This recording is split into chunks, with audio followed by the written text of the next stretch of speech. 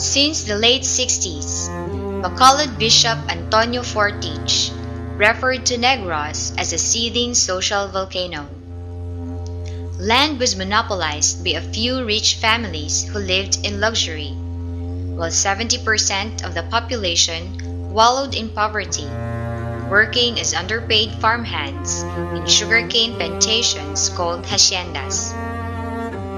Rural poverty and hopelessness ignited the violent peasant rebellion that rocked the island in the 70s and 80s.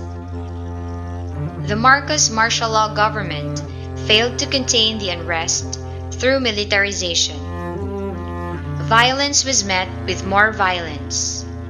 That fueled what seemed to be an endless war between Filipinos. The Negros sugar crisis in mid-80s punctuated the severe social inequities and raging conflict in the countryside. The Negros women and children suffered the most in the hunger outbreak.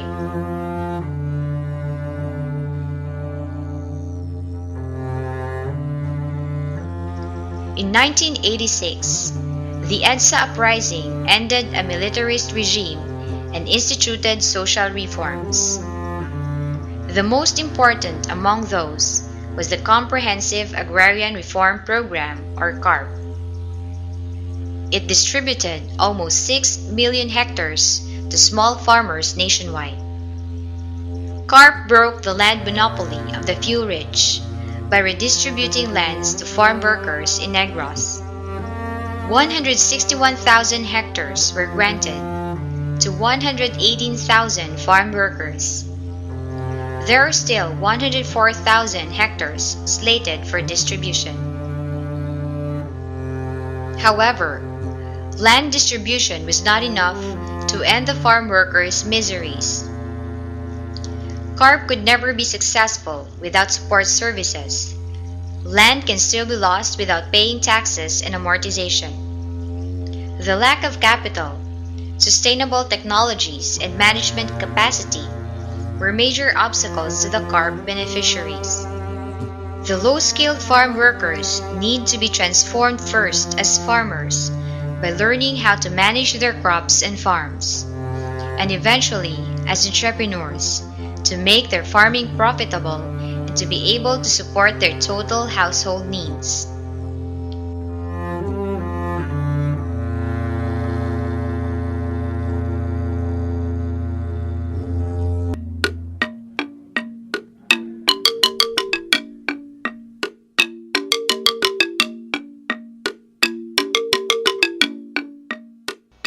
Since its establishment, Altertrade sought means to alleviate poverty and sufferings of the Negros farm workers.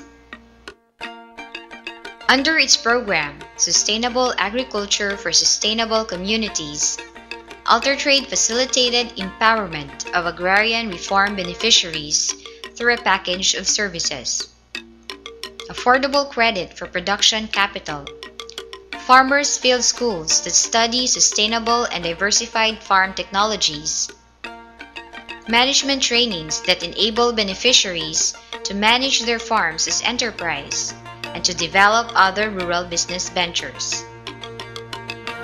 The beneficiary sugarcanes are annually inspected and certified by a European Organic Inspection Agency, processed by Altertrade Manufacturing Corporation into organic muscovado, marketed by Altertrade to fair trade consumers in different parts of USA, Europe, and Asia.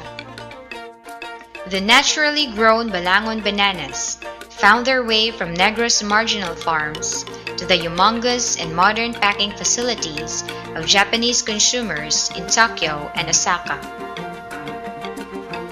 Alter Trade pioneered in exporting the Balangon bananas as a solidarity product from Negros farmers' development, delivering precious weekly earnings to small farmers until they become self-reliant and self-sufficient in basic needs. Alter Trade had caused the empowerment of agrarian reform beneficiaries and other small farmers of Negros. Land tenure is improved and secured through land taxes and amortization. Assets are accumulated every year. Farm equipment, capital buildup, livelihood programs, diversified sources of food and income are annually increased. Women enjoy equal pay for equal work and now hold managerial posts in their organizations. Homes are being rebuilt. More children are now sent to schools. The farm workers of yesteryears are evolving into a new breed of enterprising rural producers. Their former war-torn villages are reshaping into sustainable farms to realize their dream for a life without poverty and without fear. If only every village and farm in the country will enjoy social reforms and development opportunities, then peace will never be as elusive as it is today.